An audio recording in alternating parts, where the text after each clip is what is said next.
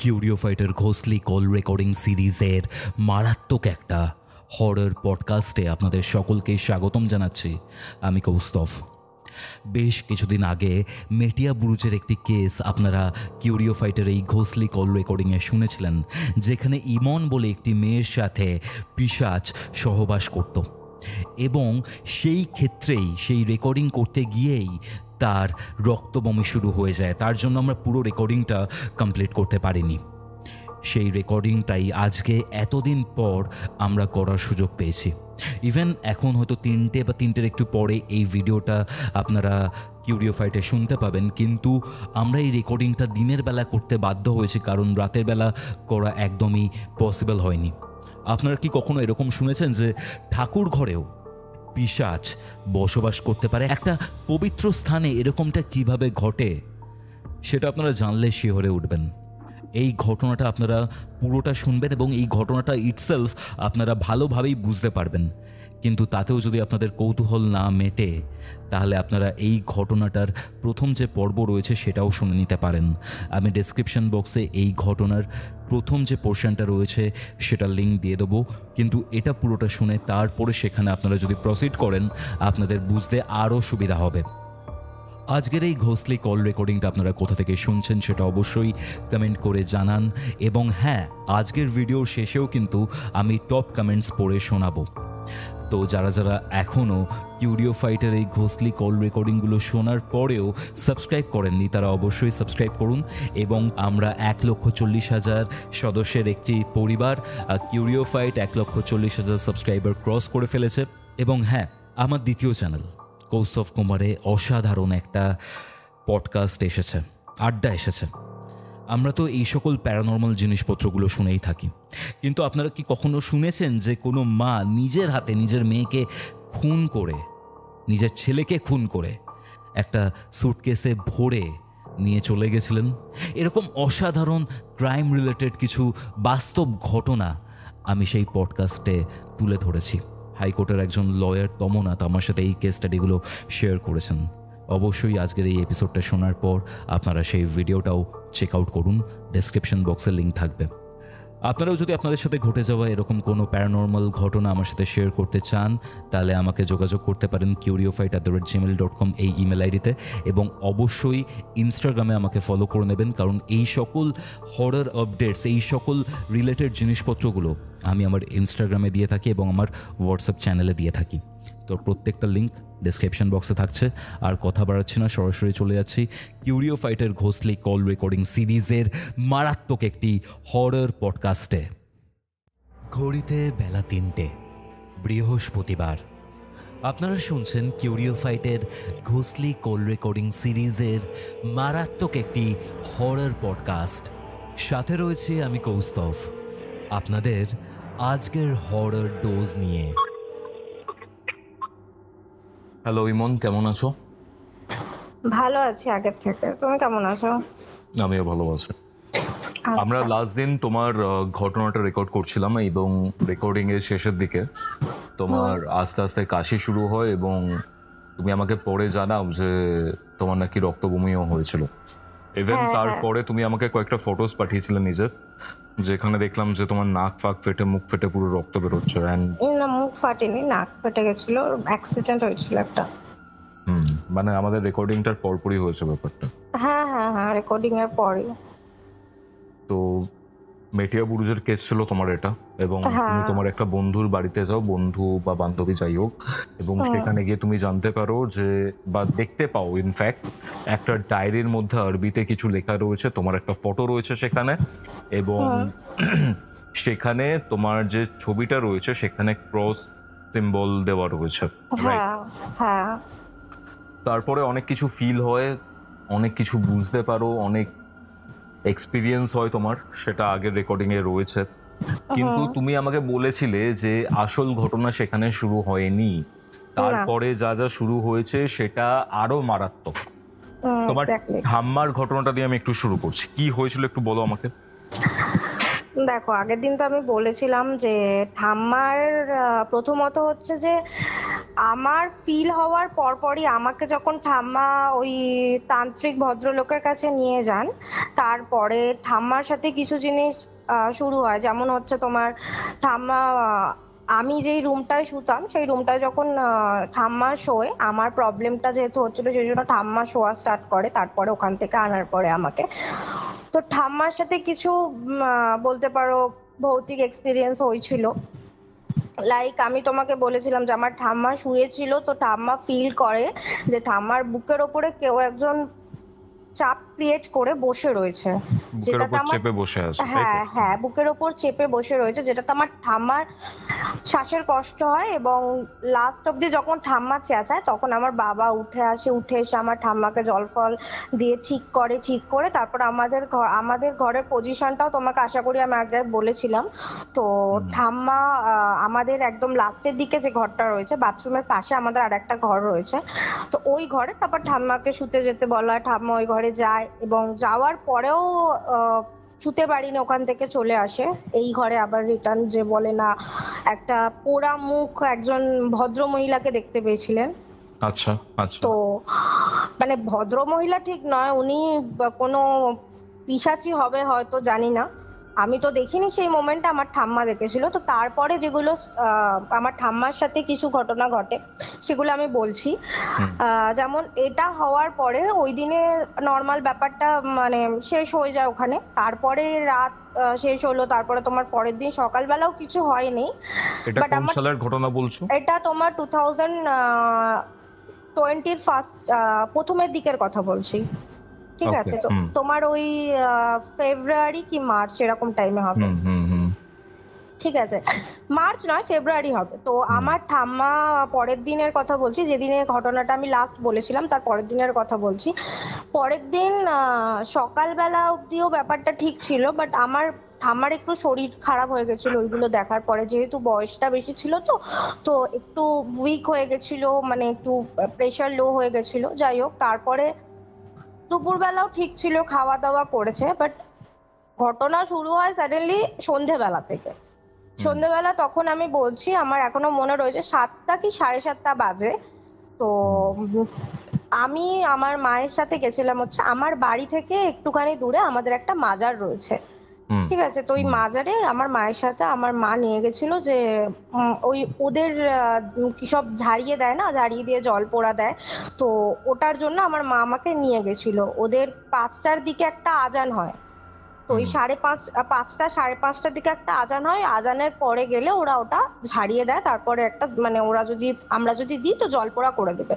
তো ওখান থেকে আসার পরে ঘরে যখন এসছি, আমরা বাইরে থেকে তালা মেরে দিয়ে গেছিলাম, কারণ আমার বাবা তো কাজে যায়, তো আমার ঠাম্মা ঘরে একাই ছিল। আমার ঠাম্মা বলেছিল যে আমি উঠতে পারছি না বিছানা থেকে, মানে আমার মাকে বলেছিল আমি উঠতে পারছি না বিছানা থেকে, আমার শরীরটা খুব টায়ার্ড লাগছে, তোমরা বাইরে থেকে গ্রিলটা তালা দিয়ে চলে যাও, এসে খুলে তোমরাই ঢুকে যাবে, কারণ আমি উঠতে সময় লাগবে। তো আমরা কি করি, বাইরে থেকে তালা দিয়ে যাই। ঠাম্মা তখনও মানে খুব একেবারে যে অসুস্থ হয়ে গেছে সেরকম না, জাস্ট একটু টায়ার্ড ছিল, একটু উইকনেস ছিল শরীরে। তো আমরা যখন ওখান থেকে হয়ে বাড়ি ফিরে মা যখন তালা খুলে যখন ঘরে ঢুকেছি, দেখছি ঠাম্মা ওই রাস্তার ধারে আমাদের যে রুমটা, ওই রুমটাই শুয়েছিল বিছানা। আমরা ঘরে ঢুকে দেখছি গ্রিলটা খুলে দেখছি ঠাম্মা বিছানা থেকে নিচে পড়ে গেছে মেঝেতে, পড়ে গিয়ে সেন্সলেস হয়ে গেছেন। সেন্সলেস হয়ে গিয়ে মানে অনেক সময় হয় দেখবে, তুমি দেখেছো কি জানি না, সেন্সলেস হয়ে অনেকক্ষণ যদি মানুষ পড়ে থাকে, মানুষের মানে মুখ থেকে না একটা গ্যাজার টাইপস ওঠে, মানে একটু ফেনা মতো। তো আমার ঠাম্মা মোটামুটি হয়তো 10-15 মিনিটের বেশি হয়ে গেছিল ওখানে সেন্সলেস হয়ে পড়েছিলেন, ওই জন্য ওনার মুখ থেকে একটু গ্যাজা উঠে গেছিলেন। তো এবার আমার মা জল দেয়, তারপরে আমার ঠাম্মার জ্ঞান আসার পরে না, মানে আমার ঠাম্মা লিটারালি হাত পা কাঁপছে, থরথর করে হাত পা কাঁপছে, তারপরে তোমার কথা বলতে পারছে না, কথা না জড়িয়ে যাচ্ছে। আচ্ছা। তো এবার আমার মা জিজ্ঞেস করে যে কি হয়েছে, মানে আমার ঠাম্মাকে আমার মা মাই বলেই ডাকতো। তো জিজ্ঞেস করে যে কি হয়েছে মা, বলো তুমি এরম করছো কেন, কি হয়েছে? তারপরে একটু রিল্যাক্স হওয়ার পরে আমার ঠাম্মা বলে যে তোমরা চলে যাবার পরে আমার বাথরুম পেয়েছিল, আমি বাথরুমে যাব বলে উঠতে যাচ্ছিলাম, যখন বাথরুমে যাব বলে আমি উঠতে যাব, তখন আবার আগের দিনে আমি যে মুখটা দেখেছিলাম ওই মুখটা আবার আমি আমার সামনে দেখি, মানে ওই মহিলার পোড়া মুখ যেটা। হ্যাঁ হ্যাঁ হ্যাঁ, যেটা আমি তোমাকে আগের দিন বলেছিলাম, যেরকম টাইপের আমি তোমাকে পুরোটা বিশ্লেষণ করে বলেছিলাম যে এইরকম টাইপের মুখ দেখেছে, পুরো সেম টু সেম নেক্সট দিনে সেম মুখ দেখেছে পুরো। একটু যদি বলো তাহলে সুবিধা হয়, কিরকম মুখটা ছিল? মুখটা ছিল হচ্ছে মানে হচ্ছে তোমার পুরো মুখটা না পোড়া, ঠিক আছে, পুরো মুখ গলা পোড়া, আর চুলগুলো না মানে উঠে গেছে, পুড়ে গেলে যেমন মানুষের চুল উঠে যায় না, ন্যাড়া হয়ে যায়, পোড়া পোড়া দাগ থাকে, ওরকম টাইপস অফ চুল। আর মুখটা পুরোটাই বলতে গেলে পুড়ে ঝলসে গেছে পুরো। আচ্ছা আচ্ছা। আর চোখগুলো না বাইরে পুরো ঠিকরে বেরিয়ে এসছে, এরকম মানে পুড়ে গেলে চোখ গলে যায় অনেকে, ওরকম হয়ে গেছে ব্যাপারটা। তো আমার ঠাম্মা তো মানে ভয় পেয়ে গেছে, যেহেতু সামনে দেখেছে তো ওরকম ভাবে, আবার তো ঠাম্মা ওটাকে দেখে সেন্সলেস হয়ে গেছে। তো যাই হোক, ঠাম্মাকে তারপরে এ করা মানে ঠিক করা হয়। ঠিক করানোর পরে আমার ঠাম্মার যেহেতু মানে প্রেশারটা আস্তে আস্তে বিপি লো হয়ে যাচ্ছিল, সেই জন্য আমার ঠাম্মাকে নর্মাল আমাদের একটা ফ্যামিলি ডক্টর আছে, ওনার কাছে নিয়ে যাওয়া হয়, চেক আপ করানো হয়, তারপরে ওষুধ দেন উনি, দেওয়ার পরে আমার ঠাম্মা একটু সুস্থ হয়। তো তারপরে ঠাম্মার সাথে সেরকম আর কিছু হয়নি। তো মানে আমাকে ঠাম্মা যার কাছে দেখিয়েছিল তার সাথে আমরা ফোনে কথা বলি যে এরম এরম ব্যাপার, আমার সাথে এখন আপাতত কিছু হচ্ছে না, কিন্তু ঠাম্মার সাথে এরকম হচ্ছে। তো উনি কি করেন, ওখান থেকে বসে মানে উনি যেখানে আমার বাড়ি থেকে তো ওনার বাড়ির ডিস্টেন্সটা অনেকটাই, 1 ঘন্টা লাগে যেতে, 1-1.5 ঘন্টা। তো উনি ওখান থেকে কিছু করে দেন যার জন্য মানে আমার ঠাম্মার সাথে বা আমার সাথে কারোর সাথেই যেন আর কিছু না হয়, মানে শুধু আমার ঠাম্মা আমার সাথে না, আমার বাড়ির লোকের কারোর সাথেই যেন কিছু না হয় আর, মানে এরকম প্যারানরমাল কিছু যেন না, হ্যাঁ প্যারানরমাল আর যেন কোনো কিছু না হয়, ভৌতিক কিছু না ঘটনা ঘটে, সেই জন্য উনি ওখান থেকে কিছু একটা করে দিয়েছিলেন। তো করে দেওয়ার পরে যাই হোক সেরকম কিছু আর হয়নি, বাট একটা যে কেউ আছে বাড়িতে, কারোর একটা প্রেজেন্ট ফিল করতে পারছিলাম আমরা সবাই, শুধু আমি বললে না, ঠাম্মা বলে না, আমার বাবা মাও ফিল করতে পারতো, ঠিক আছে। তো প্রেজেন্টটা ফিল হতো, বাট ভয়ও লাগতো হালকা হালকা, বাট সেরকম কিছু দেখতে পেতাম না, কিছু হতো না। তো তারপরে কি হয়, তার ওই তোমার ওই ফেব্রুয়ারির দিকেই কথা বলছি আমি, ওই তোমার লাস্টের দিক করে আমার দিদির বেবি হয়। আমার দিদি তো প্রেগনেন্ট ছিল সেই সময়, তো আমার দিদির বেবি হয়। আমার দিদির বেবি হওয়ার পরে মানে বেবি হওয়ার পরে যে আমাদের বাঙালিরা মানে যে আতুরে থাকে না, তো ওই আতুরের সময়টা আমার দিদি কি হয়েছিল, এখানে এসেছিল 21 দিন যে থাকে আতুর, ওই 21 দিনের জন্য এখানে এসেছিল যে এখানে থাকবে, তারপরে তোমার আতুর ছেড়ে গেলে তারপর শ্বশুর বাড়ি চলে যাবে। তো আমার দিদি ফার্স্ট দিন যখন আসে, বাচ্চাটাকে নিয়ে যখন আসে, তো আমার দিদির শরীরটা খুব খারাপ ছিল, কারণ আমার দিদির নর্মাল ডেলিভারি হয়েছিল আর প্রচুর ব্লিডিং হয়ে গেছিল, সেই জন্য আমার দিদির শরীর প্রচন্ড খারাপ ছিল, তো উইক ছিল প্রচন্ড। তো ফার্স্ট দিন যখন আসে, ফার্স্ট দিন এবার আমাদের ঘরে যে এরকম ঘটনা ঘটছে সেটা মানে দিদি জানতো, বাট এতটাও ওকে ডিটেলসে বলা হয়নি, যেহেতু ও প্রেগনেন্ট ছিল সেই মোমেন্টে, ওকে বললে ওর কোনো যদি বাজে এফেক্ট পড়ে, সেজন্য ওকে অতটা ডিটেলসে বলা হয়নি। তো যাই হোক, ও এসেছিল, তো প্রথম 2-3 দিন কিছুই হয়নি, ঠিকঠাকই ছিল, আমাদের একটা প্রেজেন্ট ফিল হচ্ছিল, বাট ও কিছু ফিল করতে পারিনি, কারণ ওর হাতে একটা অলরেডি একটা মাদুলি করা ছিল, মানে ওই যেহেতু বেবি হবে বলে ওই জন্য ওকে অলরেডি একটা মাদুলি করানো ছিল ওর হাতে। তো 2-3 দিন, প্রথম 2-3 দিন কিছু হয়নি। তো শুরু হয় হচ্ছে তোমার ওই 2-3 দিন পর থেকে হঠাৎ করে, এবার দুপুরবেলা আমার দিদি আমরা সবাই ঘুমাচ্ছি, আমার ঠাম্মা শুয়েছে হচ্ছে আমাদের ঘরে। তো আমি তোমাকে বলেছি যে আমাদের ঘরে 3টে ঘর, ফার্স্টে ঢুকতে একটা ঘর, মানে রাস্তা দিয়ে ঢুকতে একটা ঘর, তারপরে আর একটা ঘর রয়েছে, এবং তারপরে আমাদের কিচেন রয়েছে, আর কিচেনের পাশেই হচ্ছে ছোট দালান মতো রয়েছে, উঠোন মতো, আর তারপরে আরেকটা রুম রয়েছে, তার পিছনে আমাদের বাথরুম। তো ঠাম্মা শুয়েছিল হচ্ছে যেই রুমটা আমাদের বাথরুমের পাশে, যে রুমটা, সেই রুমটাতে আমার ঠাম্মা ছিল, ঘুমাচ্ছিল, আর আমার মা বাপি শুয়েছিল হচ্ছে ওই আমাদের মাঝখানের যে ঘরটা, কিচেনের পরে যে ঘরটা পড়ে, ওই ঘরটায় আমার মা বাপি শুয়েছিল, আর আমি আর আমার দিদি আর ওই পুচকুটাকে নিয়ে, মানে আমার দিদির বেবিটাকে নিয়ে আমরা ওই রাস্তার ধারে ঘরটায় শুয়েছি। দুপুরবেলা তখন 2-2-2:30 হবে, লাঞ্চ ফাঞ্চ করে আমরা ঘুমিয়েছি। তো 2-2-2:30 বাজে হঠাৎ করে, মানে আমরা সবাই অঘরে ঘুমিয়ে গেছি, 2-2-2:30 হবে, তখন দিদি সাডেনলি না মানে ঘুমিয়ে মানে একদম একটা কি বলবো তোমাকে, বিচ্ছিরি ভাবে একটা চিৎকার করে ওঠে, আচ্ছা, বাবা গো মা গো বলে চিৎকার করে ওঠে। এবার আমি তো পাশেই শুয়েছিলাম, এবার বাচ্চাটাও ছোট যেহেতু, এবার বাচ্চারা দেখবে ছোট থাকলে না ওরা ঘুমোলেও ওদের একটা মানে নর্মাল একটা সেন্স কাজ করে, পাশে ছোটখাটো কিছু আওয়াজ হলেও না ওদের ঘুম ভেঙে যায়। ছোট যখন বাচ্চারা থাকে ও তখন সবে আতুরে, এবার বাচ্চাটার ঘুম ভেঙে গেছে, চেঁচিয়ে উঠেছে, কাঁদছিল। তো এবারে আমি পাশেই শুয়েছিলাম, আমিও ভয় পেয়ে গেছি, উঠেছি। এবার আমি ওকে বলছি কি হয়েছে, তুই চেঁচাচ্ছিস কেন? ও মানে কিছু বলতে পারছে না তখন। এবার ফেব্রুয়ারি মাস, তখন শীতকাল ছিল, অতটা তোমার তখনও গরম পড়েনি, শীতকালই ছিল। তো তোমার ওই ঘেমে, মানে শীতকালেও না বলতে পারো তো ও পুরো পুরো ঘেমে গেছে পুরো, মানে যেখানটা শুয়েছিল, যে জায়গাটায় শুয়েছিল, পিঠটা রেখে তো শুয়েছিল, পুরো জায়গাটা না ঘেমে ভিজে গেছে ওর, নিচ খাটের জায়গাটা।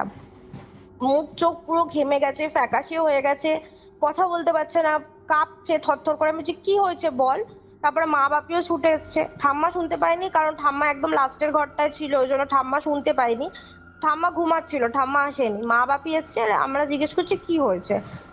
ও তখন বলছে যে আমি শুয়েছিলাম, আমার মনে হলো যেন, মানে একটু রিল্যাক্স হওয়ার পর আমাকে মা বাপিকে বলছে যে আমি শুয়েছিলাম, আমার মনে হলো যে আমার মাথার কাছে কেউ একজন দাঁড়িয়ে রয়েছে, দাঁড়িয়ে আমার দিকে তাকিয়ে, মানে ও আমার দিদির দিকে তাকিয়ে একটা, মানে কি বলে ওই, তোমাকে ঠিক কিভাবে বোঝাবো, মানে ওই হয় না অনেক সময় দেখবে, ধরো তোমার সাথে কারোর কোনো রাগারাগি চলছে বা কোনো রকম রেষারেষি চলছে, তো ধরো সে কোনো কারণে সাকসেসফুল হয়ে গেছে বাট তুমি হতে পারছো না, তো সে তোমাকে একটা, মানে একটা কি বলে ওটাকে, মানে ওটাকে কিভাবে বোঝাবো তোমায়, এটা তোমাকে ওই এই টাইপ অফ হাসি দেবে যেটাতে মানে তোমার ওই মনে হবে যে তোমাকেও ব্যঙ্গ করছে, এক্স্যাক্টলি ব্যঙ্গ করছে। আমি তোমাকে বোঝাতে পারছিলাম না, ব্যঙ্গ করছে, যেটাতে দেখে তোমার ওরকম মনে হবে, মানে হাসিটা একটা বিচ্ছিরি টাইপের হাসি। তো ও আমার মাকে বলছে যে, দিদি বলছে যে ওরকম একটা কেউ একজন দাঁড়িয়ে ছিল, যে ওর মাথার কাছে দাঁড়িয়ে ছিল, ওর দিকেই তাকিয়ে একটা ওরকম ব্যঙ্গ করার মতো একটা হাসি দিচ্ছিল, মানে হাসিটা না ঠিক স্বাভাবিক নয়, একটা পৈশাচিক হাসি বলতে পারো। তো ওটা দেখে ও ভয় পায়, ভয় পেয়ে চেঁচায়, আর যখন চেঁচায় তখন সঙ্গে সঙ্গে ওটা মিলিয়ে যায়, মানে এটা নয় যে হাওয়ার মতো উড়ে চলে গেল, ওরকম নয়, মানে ঠিক যেন সরে গেল জিনিসটা, এরকম দাঁড়িয়ে ছিল সরে গেল, এরকম ব্যাপার। তো ওটা দেখে ভয় পেয়েছে, ভয় পাওয়ার পরে আমার মাকে বলার পরে আমার মা ঘরে আমাদের ওই যেই জলপোড়াটা আমার জন্য করে এনেছিল, তো ওই জলপোড়াটা দিদিকে একটু খাইয়ে দিয়ে চোখে মুখে বুলি দেয়। আর আমাদের ঘরে না সবসময় বিভূতি থাকে, বিভূতি মানে হচ্ছে তোমার ওই যে যজ্ঞ হয় না, যজ্ঞ করার পরে যজ্ঞের যে ছাইটা হয়, ওই ছাইটা তুলে রাখা হয়, ছাইটাকে বলা হয় বিভূতি। ওটা খুব উপকার, মানে ওটা যদি তুমি কোথাও বেরোনোর সময়, যদি কোনো শুভ কাজেও বেরোনোর সময় যদি মাথায় হালকা করে একটুখানি লাগিয়ে আর ঘাড়ে একটুখানি লাগিয়ে যদি কোথাও বেরো, তোমার কাজ শুভ হবে। আর ওটা যেহেতু যজ্ঞের ছাই, ওটাতে তোমার কোনো প্যারানর্মাল যদি তোমার সাথে কিছু হয়, তুমি ওটা থেকে একটু রেহাই পাবে, ভয়টা কাটবে। তো ওটা আমার দিদির মাথায় লাগিয়ে দেয়, এবং আমাদের যে পুচকেটা ছিল, যে আমার দিদির মেয়ে, ওকে ওর মাথাতেও একটু লাগিয়ে দিয়েছিল।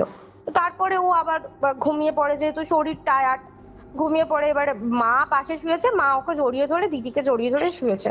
এবার সত্যি কথা বলতে আমি মানে আমার সেই সময় ভয়টা লাগছে না, আমার যেই পরিমাণ ভয় লাগছিল আগে ওই আমার বান্ধবীর বাড়ি থেকে আসার পর থেকে যেগুলো ঘটছিল, আমার সাথে সেরকম কিছু ঘটছেও না, আর আমার ভয়ও সেরকম লাগছে না, একটা প্রেজেন্ট তো ফিল হচ্ছে বাট ভয়টা লাগছে না। তারপরে সেদিনেরই কথা বলছি, সেদিন রাত্রিবেলা এই ব্যাপারটা তো মিটে যায়। সেদিন রাত্রিবেলা হয় কি, আমি জানলার দিকে শুয়েছি, মানে ওই ঘরে, যেই ঘরে শুয়েছিলাম দুপুরে, ওই ঘরেই শুয়েছি আমি। যেদিকে আমাদের জানলাটা রয়েছে ওইদিকে আমি শুয়েছি, তার পাশে আমার মা, আমার পাশে আমার মা, আমার মায়ের পাশে হচ্ছে পুচকুটা মাঝখানে শুয়েছে, আর আমার ওই আমার আর আমার মায়ের পাশে পুচকুর পরে আমার দিদি শুয়েছে। তো এবার শুয়েছি, ডিনার ফিনার করে শোয়ার পরে তোমার ঠিক মানে ওই আমাদের এই জিনিসগুলো স্টার্টিং হতো রাত্রিবেলা হচ্ছে 12টার পর থেকে, আর ঠিক 3টের সময় ওদের একটা আজান হয়, দেখবে যেই আজানটা ওদের বলা হয় শুভ আজান। ওই আজানটা, হ্যাঁ ওই আজানটা হলে নাকি কোনো মানে নেগেটিভ জিনিসপত্র যেগুলো থাকে ওগুলো সরে যায়। 3টের দিকে ঠিক না, মানে 4টে 15-20 দিকে হয়। 3টে 3:30 থেকে স্টার্ট হয় জিনিসটা। আচ্ছা, 3টে 3:30 থেকে স্টার্ট হয়, ওই 4টে 4:15-20 কি 4:30 কি 4:30 অব্দি জিনিসটা হয়, মানে আজানটা হয় ওদের। তো 3টে তখন না, তখন কটা হবে, তখন ওই 2:45 মতো হবে, 2:45 মানে ওই 1:45 এরকম হবে। তো এবার দিদি ঘুমাচ্ছিল, আমরা সবাই ঘুমাচ্ছি, এবার বাপি শুয়েছে হচ্ছে মাঝখানে ঘরে, ঠাম্মা যেরকম শুয়েছে, ঠাম্মার সাথেও সেই সময় আর কিছু হচ্ছে না, আমার সাথেও হচ্ছে না। তো এবার দিদি শুয়েছিল, দিদি শুয়ে থাকতে থাকতে আবার ওরকম ভাবে চিৎকার করে ওঠে, মানে একদম ভয় পেলে একদম মানুষ যেরকম একটা আর্তনাদ চিৎকার করে না, ওরকম টাইপস অফ চিৎকার করেছে। তো চিৎকারটা করতে এবার মাও ভয় পেয়ে গেছে, ওর চিৎকার শুনে আমার মাও চিৎকার করে উঠেছে। চিৎকার করার পরে তারপরে এবার দুজন সবাই মিলে উঠেছি, বাপি পাশের ঘর থেকে এসে, ঠাম্মাও শুনতে পেয়েছে, ঠাম্মার শরীর খারাপ ছিল, তাও ঠাম্মা এগিয়ে এসেছে, জিজ্ঞেস করছে কি হয়েছে না হয়েছে। তখন ও বলছে যে আমি দুপুরবেলা যেটা ফিল করেছিলাম ওটা আবার ফিল করেছি, মানে দেখতে পেয়েছি, তখন আমি ফিল করেছিলাম, মানে দেখতে পেয়েছিলাম, ফিলও করেছিলাম, কিন্তু তখন আমি মুখটা ভালো করে বুঝতে পারিনি, যেহেতু আমি সঙ্গে সঙ্গে চিৎকার করে ফেলেছিলাম, ঘুম ঘুম চোখে দেখেছিলাম, সেজন্য আমি বুঝতে পারিনি। কিন্তু এখন আমি দেখলাম যে আমার মাথার কাছে ঠিক দাঁড়িয়ে না, বোন যেখানটা শুয়ে আছে, মানে আমার কথা বলছে, আমি যেখানে শুয়ে আছি যেই ধারটা, আমার মাথার কাছে ওই এটা দাঁড়িয়ে ছিল, যার কথা ও বলছে, একজন লোক ছিল, দাঁড়িয়ে ছিল, যার মানে মুখ ফিগারটা হচ্ছে তোমার বিশাল লম্বা, মানে ওই 6 ফিট মতো লম্বা হবে, 6-6.5 ফিট লম্বা হবে, আর রোগা, পুরো ছিমছিমে শরীর, ঠিক আছে, মানে প্রচন্ড রোগা, মানে শরীরের ওপর যদি ধরো তোমার হাড়ের ওপর যদি মাংস চাপানো থাকে, সেটাকে যেরকম শরীর বলে না, একটা কঙ্কালের মতো শরীর, ওরকম শরীর, প্রচন্ড রোগা, আর বিচ্ছিরি টাইপের দেখতে, মানে ও যেভাবে এক্সপ্লেন করে আমাদের বলেছিল, আমি সেভাবে এক্সপ্লেন করতে পারছি না, মানে ও আমাকে এরকম ভাবে বলছে আমার মাকে আর আমার, যে প্রচন্ড বিচ্ছিরি ওর মুখটা, মানে এতটাই বিচ্ছিরি যে দেখে যে কারোর ভয় তো লাগবে স্বাভাবিক, সেকেন্ড অফ অল হচ্ছে ঘেন্না লাগবে, মুখটা এতটা জঘন্য টাইপের দেখতে। তো ওর দিকে তাকিয়ে আছে, মানে আমার দিদির দিকে ওই লোকটা তাকিয়ে রয়েছে, তাকিয়ে ওরকম ভাবে হাসছে, যেরকম ভাবে দুপুরবেলা ওকে দিকে হাসছে, আর ওটা দেখেই ও ভয় পেয়েছে। ভয় পাওয়ার পরে ও যখন মানে ওর দিকে তাকিয়েছে, তাকানোর পরে যখন ভালো করে ওর দিকে তাকিয়েছে লোকটার দিকে, তখন লোকটা নাকি ওর দিকে তাকিয়ে হাসিটা দিয়েছে, হাসিটা দিয়ে নাকি ওকে এরম ভাবে বলেছে যে কি রে কেমন লাগলো, দুপুরবেলা যে এরকম ভাবে তোকে ভয়টা দেখালাম, তোর কেমন লাগলো। এই কথাটা আমার দিদিকে নাকি ও বলেছে, ঠিক আছে। ও তখন বলছে যে মানে নর্মাল ভাবে বলেনি, মানে কথাটা যে ওকে বলেছে না, কথাটা নর্মাল ভাবে বলেনি, একটু খ্যাসখ্যাসে টাইপের গলায় কথাটা বলেছে। ওকে ওকে, ঠিক আছে। তো এটা যখন ও শুনেছে বা দেখেছে, দেখার পরে আর শোনার পরে ভয় পেয়েছে, ভয়টা পাওয়ার পরেই ও চেঁচিয়েছে। চেঁচানোর পরে যখন আমরা উঠেছি, তারপর যখন আমাদেরকে বলেছে কথাটাও বলছে, সেই সময় আমি, আমার মা, আমার দিদি, 3 জনেই শুনতে পেয়েছি, আমার বাপিও শুনতে পেয়েছে। প্রথমে সবার ফার্স্টে দিদি শুনতে পেয়ে আমাদেরকে বলেছে, তারপরে আমরা শুনতে পেয়েছি। মানে এই পার্টিকুলার কথাটা, হ্যাঁ এই কথাটা হচ্ছে, তখন আমরা কথাটা, আমার দিদি আমাদেরকে কথাটা বলছে, ওই টাইমে আমরা শুনতে পাচ্ছি যে আমি যে ধারটায় শুয়েছিলাম ওই ধারে আমাদের ঘরে ঢুকতেই একটা জানলা পড়ে, ঠিক আছে, দেয়াল ঘেঁষে 3টে পরপর জানলা, কাচের জানলা।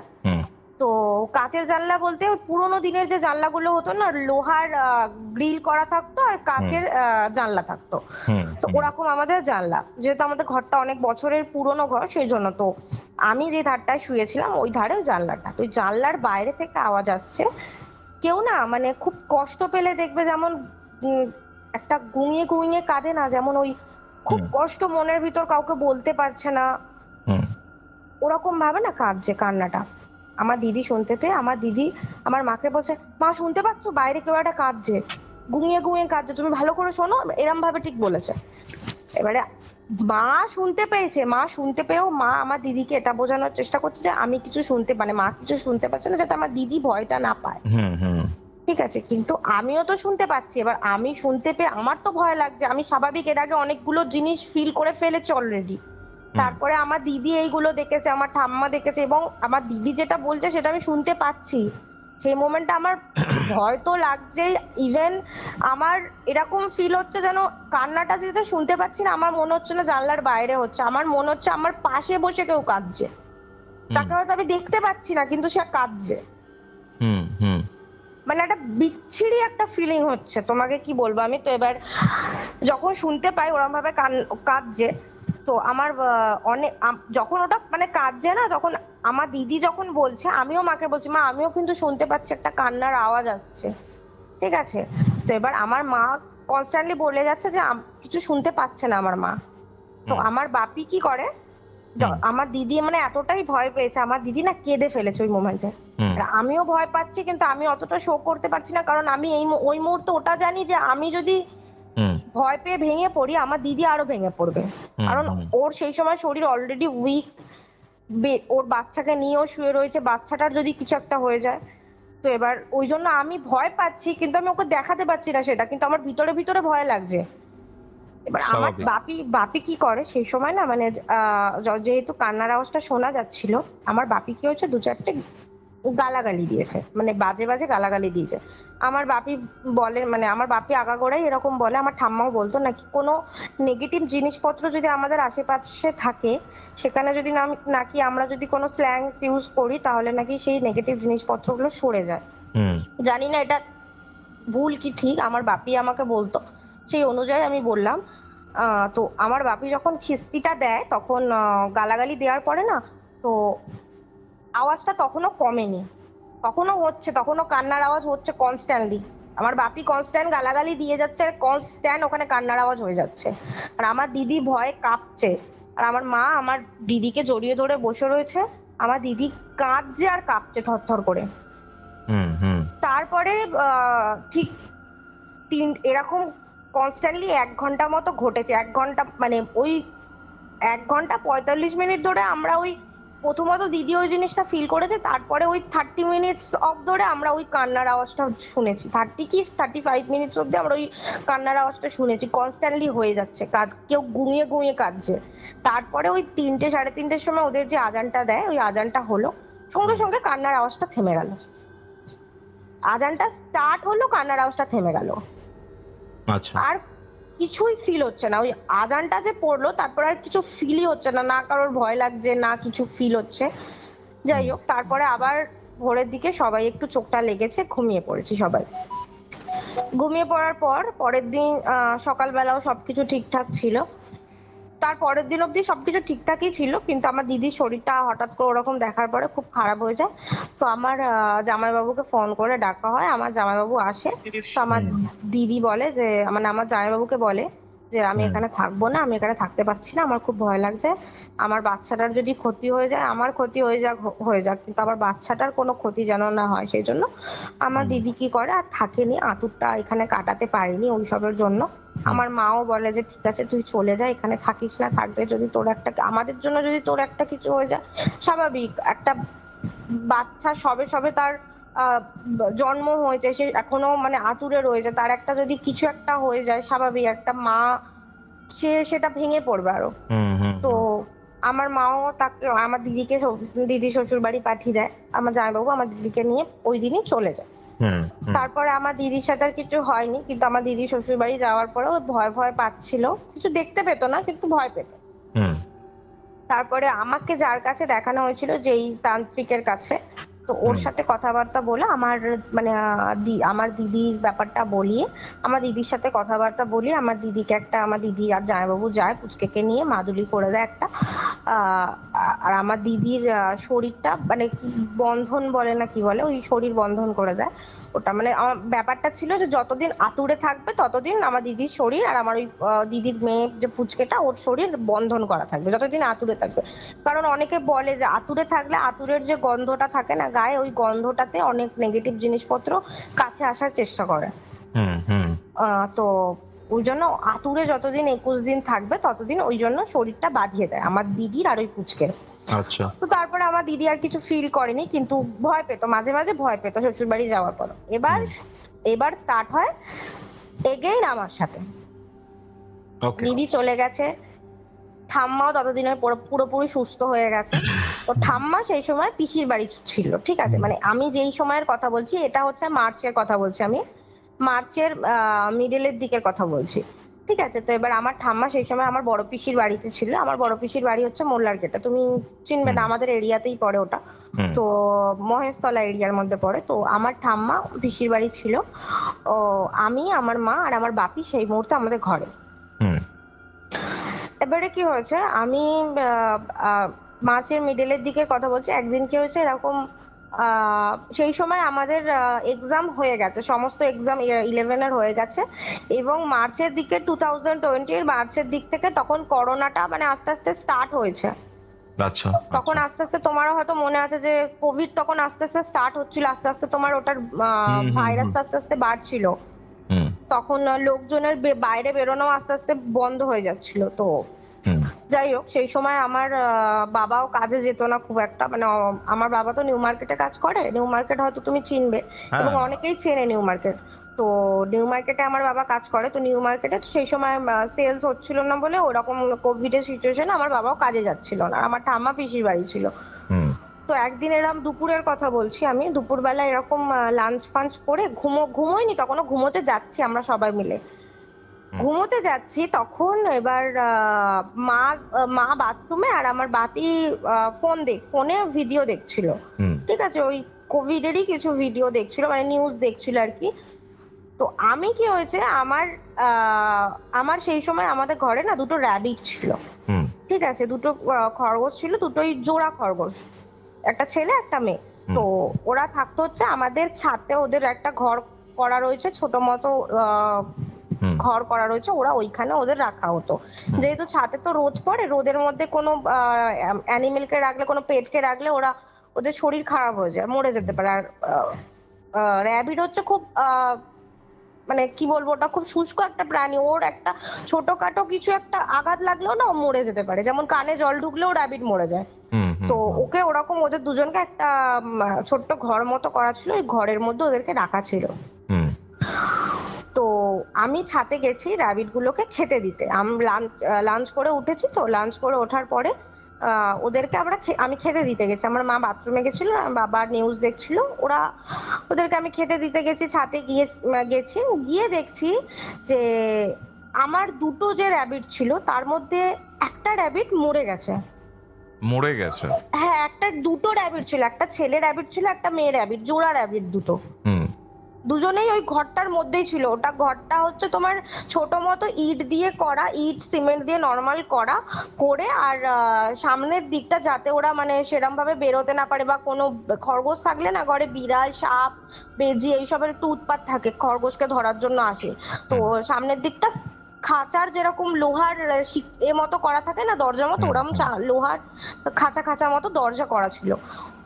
আমি দেখছি যে আমি খেতে দিতে গেছি, আমি খাবারটা যখন খাঁচার মানে দরজাটা খুলে ঢোকাতে যাব ভিতরে, দেখছি একটা র্যাবিট বসে রয়েছে, বসে আর একটা যে র্যাবিট, ওই র্যাবিটটা পুরো শুয়ে পড়েছে, শুয়ে না ওর মানে যে জিভটা বাইরের দিকে একটুখানি সাইডে বেরিয়ে গেছে, আচ্ছা আচ্ছা, ঝুলে রয়েছে পুরো। আর যেটা আরেকটা যে মেয়ে র্যাবিট যেটা ছিল, মেয়ে র্যাবিটটা কি হয়েছে, মানে ছেলে র্যাবিটটা মারা গেছে, মেয়ে র্যাবিটটা কি হয়েছে, ওকে মানে বসে রয়েছে, যেহেতু জোড়া ছিল তো ওকে বসে বসে মানে ওর গাটা চাটছে, আর ওর চোখ দিয়ে না অনবরত জল পড়ছে, মানে ওই মেয়ে র্যাবিটটার চোখ দিয়ে জল পড়ছে। আর ছেলে র্যাবিটটা যে মারা গেছে, ছেলে র্যাবিটটাকে দেখে বোঝা যাচ্ছে যে ও কিছু দেখে একটা ভয় পেয়েও মরে গেছে, মানে ওর জিভটা বাইরের দিকে বেরিয়ে এসছে, আর চোখগুলো না পুরো বড় বড় হয়ে ঠিকরে বেরিয়ে এসছে, মানে পুরো বোঝা যাচ্ছে ও কিছু একটা এমন দেখেছে যেটা দেখে ও প্রচন্ড পরিমাণে ভয় পেয়েছে, যেটা দেখে ওর হার্ট অ্যাটাক বা কিছু একটা হয়েছে, স্ট্রোক বা কিছু একটা হয়েছে,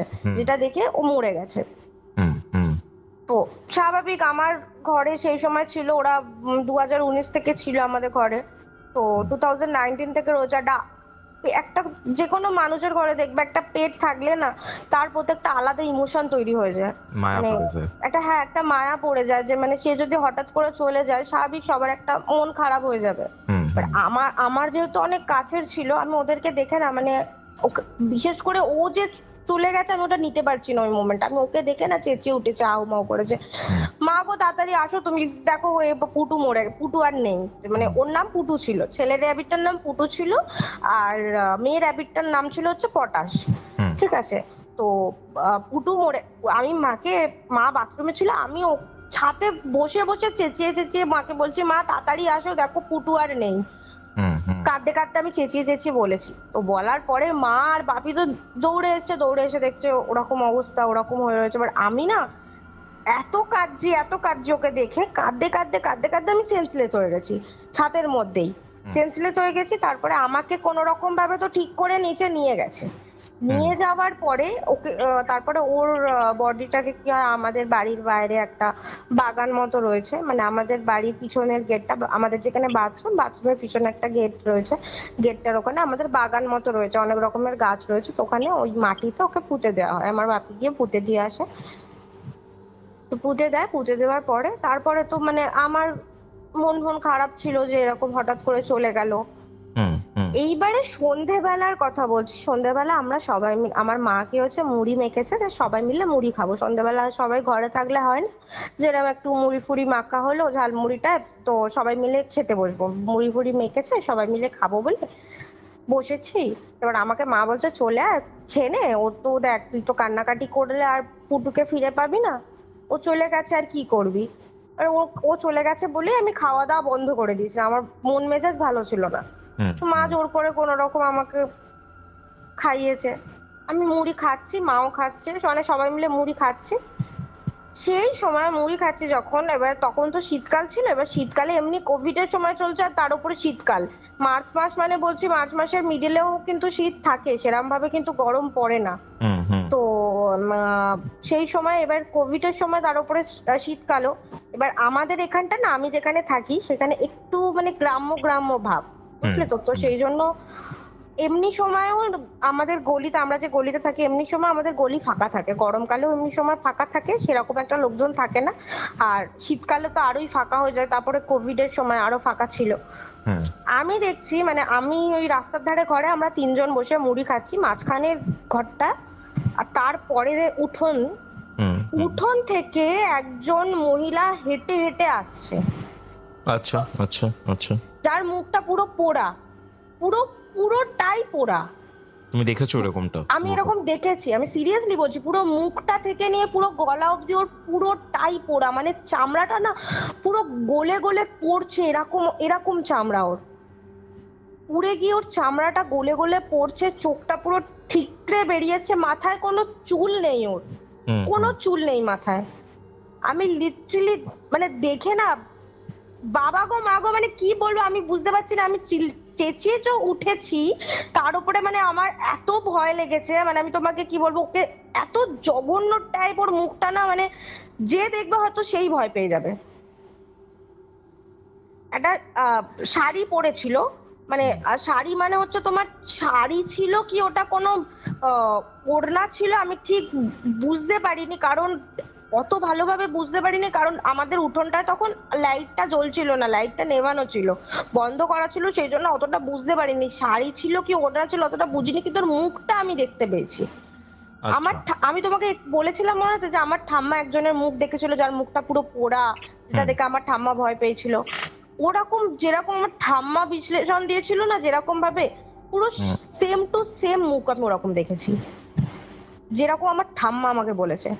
দেখার পর তো আমি চেঁচিয়েছি, চেঁচানোর পরে আমার মা বাবা আমাকে মানে শান্ত করার পর আমাকে জিজ্ঞেস করেছে কি হয়েছে, আমি বললাম এরম ব্যাপার, বলার পরে তারপরে যখন দেখছে যে এরকম হচ্ছে, তখন আমার মা বলে তুই একটা কাজ কর, তুই আমার সাথে আরেকবার মাজারে গিয়ে আমি তোকে একবার ঝাড়িয়ে আনি, তুই আমার মনে হয় তুই হয়তো জিনিসগুলো নিয়ে, আমার মা তখন ভাবছে হয়তো যে আমার সাথে আগে যেগুলো হয়েছে ওগুলো নিয়ে আমি হয়তো ভাবছি, বা পুটু যেহেতু মারা গেছে সেই জন্য সেগুলো নিয়ে মন খারাপ, সেই জন্য হয়তো আমি আগের জিনিসগুলো নিয়ে ভাবনা চিন্তা করে ভয় পাচ্ছি। আমার মা তখন বিশ্বাস করেনি, বা বাবাও তখন বিশ্বাস করেনি, বাবা তো প্রথম থেকেই বিশ্বাস করছিল না যে এগুলো কিছু ঘটছে বলে, আমার দিদির সাথে ঘটেছে, আমার ঠাম্মার সাথে ঘটেছে, কারোর সাথেই যে এত কিছু ঘটেছে না, আমার বাপি প্রথম থেকে মানে বিশ্বাস একেবারেই যে করছিল না বলবো না, বিশ্বাস হচ্ছিল আমার বাপির, বাট প্রপারলি তখনও বিশ্বাস করতে পারিনি যে একটা কিছু নেগেটিভ জিনিসপত্র প্যারানর্মাল জিনিসপত্র ঘটছে।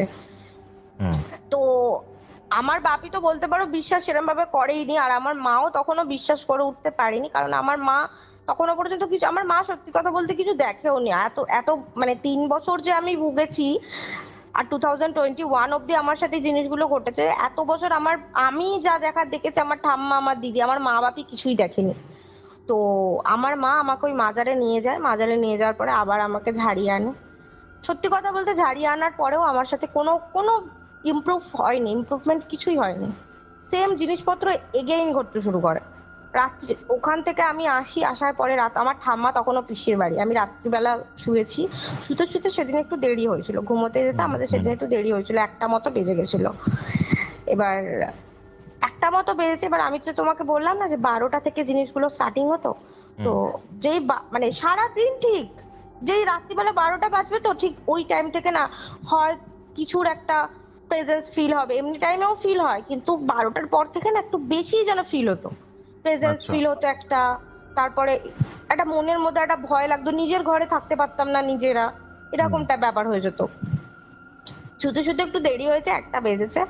1টার সময় এবার আমরা সবাই মিলে 3 জন একই খাটে শুয়েছি, আমি মা বাপি একসাথে একই খাটে শুয়েছি, মাঝখানের ঘরটা শুয়েছি, যে ঘরে আমাদের ঠাকুর ঘরটা। ঠাকুর ঘরে কোনোদিন তুমি হয়তো শুনেছো কি জানি না যে ঠাকুর ঘরে হয়তো কোনোদিন প্যারানর্মাল কোনো কিছু ঘটে বলে আমার হয়তো জানা নেই। ঠাকুর ঘরে কোনোদিন কোনো প্যারানর্মাল জিনিসপত্র ঘটে না হয়তো, কিন্তু আমি যখন ওই ঘরে শুয়েছি, আমার মা বাপি আমার পাশে শুয়ে আছে, আমি পুরো স্পষ্ট বুঝতে পারছি, আমার চোখটা লেগেছে সবে সবে, তখন হয়তো 15-20 মিনিট হয়েছে শুয়েছি, চোখটা সবে সবে লেগেছে। আমি পুরো স্পষ্ট বুঝতে পারছি যে আমার কানের কাছে না মানে কেউ একটা নিঃশ্বাস ফেলছে, আর ঠিক একটু মানে ফিসফিসে গলা, ফিসফিসে মানে যদি কেউ আস্তে আস্তে একদম আস্তে আস্তে ফিসফিস করে কথা বলে না, ওরকম গলায় কেউ একজন বলছে যে মানে একটা মেয়ের গলায় কেউ একজন বলছে যে মানে আমার মা তো আমার পাশে শুয়েছিল, আমার মা শুয়েছিল আমার বাঁ দিকে, আর আমার ডান দিকে যেখানে ঠাকুরটা রাখা রয়েছে ওই ডান দিকেই আমি ডান পাশের কানে আমি শুনতে পাচ্ছি একটা মেয়ে আমাকে আমার কানের কাছে এসে একটা ফিসফিসে গলায় ঠিক এরকম করে বললো যে এত কিছু করে কোনো লাভ নেই, তোকে আমি নিয়ে যেতে এসেছি, তোকে আমি নিয়ে যাবই। আমি যে তোমাকে নরমালি বলছি তো এরকম নরমালি কথাটা বলেনি কিন্তু আমাকে, মানে ঠিক এরকম ভাবে বলছে, আমি যে তোকে নিয়ে যেতে এসেছি, আমি কিন্তু তোকে নিয়ে যাবই, ঠিক এরকম ভাবে। আমি জানি না তোমাকে বোঝাতে পারলাম কিনা, এরকম ভাবে বলেছে যে বলার পরে একটা খিচখিচে মার্কা হাসি, পৈশাসিক হাসি। আমি ওটা শুনেই না সঙ্গে সঙ্গে ধরপড় করে উঠে পড়েছি। ওঠার পরে আমি যখন উঠে পড়েছি আমি দেখছি মা বাপি ঘুমাচ্ছে, মা বাপি পুরো একদম মানে বলতে পারো একদম পুরো একদম ঘুমিয়ে কাদা হয়ে গেছে। আমি ওটা শুনে আমি ভেবেছি হয়তো আমার কোনো হ্যালুসিনেশন আমি করছি, আমার কোনো ভয় লাগছে, হয়তো উল্টো পাল্টা আমি চিন্তা ভাবনা করছি, আমি সেটা ভেবে তারপরে আমি এটা ভাবলাম ঠাকুর ঘরে এইসব কি হবে, আমি তো ঠাকুর ঘরে শুয়ে আছি, কিছু হবে না, আমি হয়তো উল্টো পাল্টা চিন্তা ভাবনা ঘুমের ঘরে করেছি বা কোনো স্বপ্ন দেখেছি, সেই জন্য হয়তো আমার ফিল হয়েছে। আমি আবার শুয়ে পড়েছি। শুয়ে পড়ার পরে আবার যখন চোখটা লেগেছে, আমি চোখটা লাগার ওই 30 মিনিটস পরে হবে, 30 মিনিট মতো পরে আমি বুঝতে পারছি আমার মাথায় না মানে আমাদের মাথায় মানে কি বলবো তোমাকে, আমার তখন চুলটা না অনেক বড় ছিল, মানে আমার তখন পিঠ ছাড়িয়ে চুল ছিল।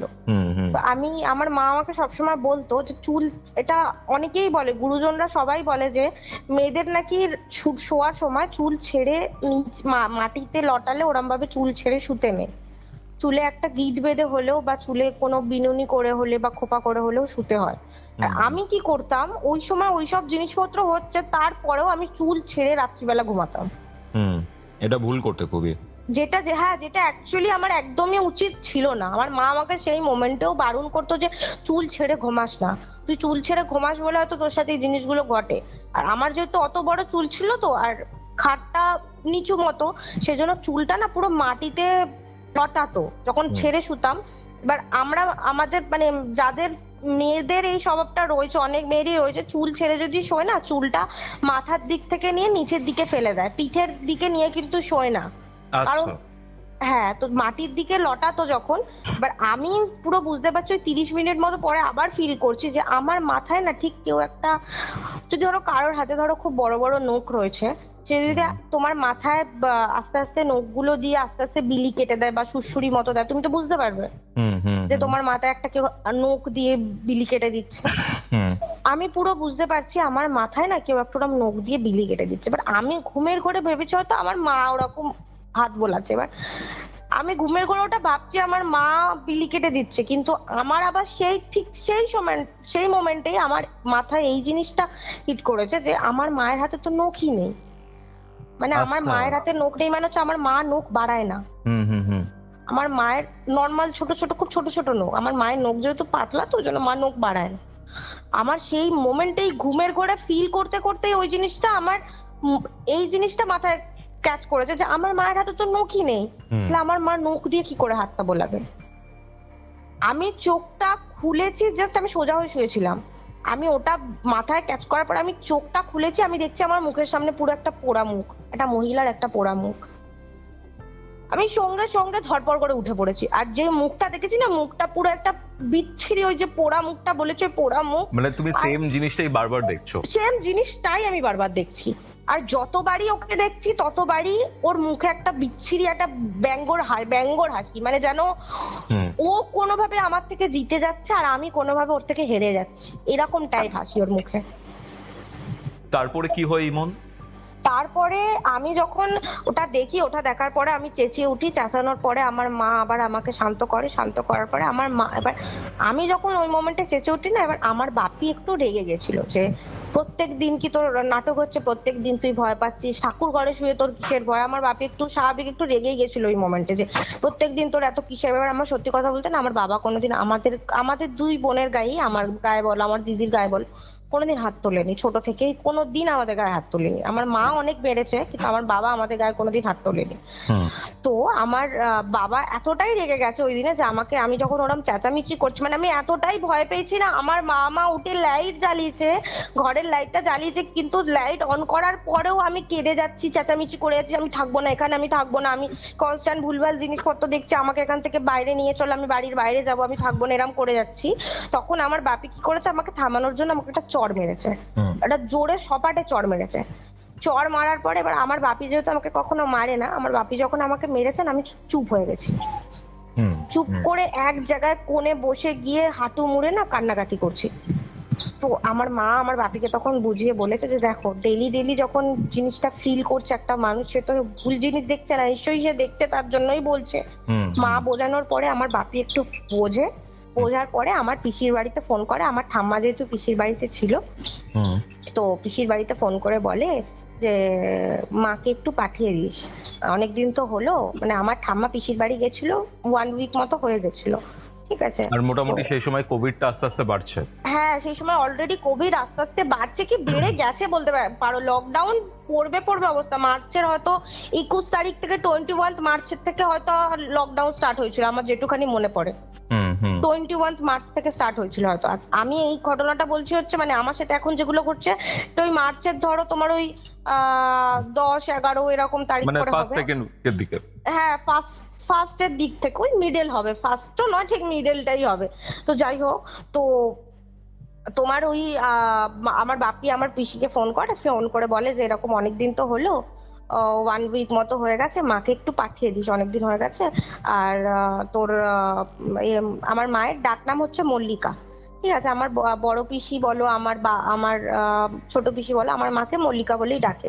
তো আমার বাপি বলে যে মল্লিকার অসুবিধা হচ্ছে, মেয়েটার শরীর খারাপ, মানে আমার কথা বলছে যে আমার শরীর খারাপ, তো তুই একটু মাকে পাঠিয়ে দিস। তো আমার পিসি বলে যে মায়ের তো শরীরটা খুব খারাপ, তোকে বলা হয়নি, মানে আমার বাবাকে বলছে মায়ের শরীরটা খুব খারাপ, তোকে বলা হয়নি, মাকে ডাক্তারের কাছে নিয়ে গেছিলাম, আর ডাক্তার কিছু টেস্ট দিয়েছে, টেস্ট করিয়েছি, তো টেস্ট তোর রিপোর্ট তো তোর নর্মালি এসছে, কোনো কিছু ধরা পড়েনি, কিন্তু জ্বর আছে গায়ে, আর খালি কাশি হচ্ছে, কাশির সাথে নাকি রক্ত পড়ছে ঠাম্মার, ঠিক আছে, মানে কাশির সাথে ব্লিডিং হচ্ছে। তো এবার আমার বাপি বলে তো এটা কবে থেকে হয়েছে, তুই আমাকে জানাস কেন?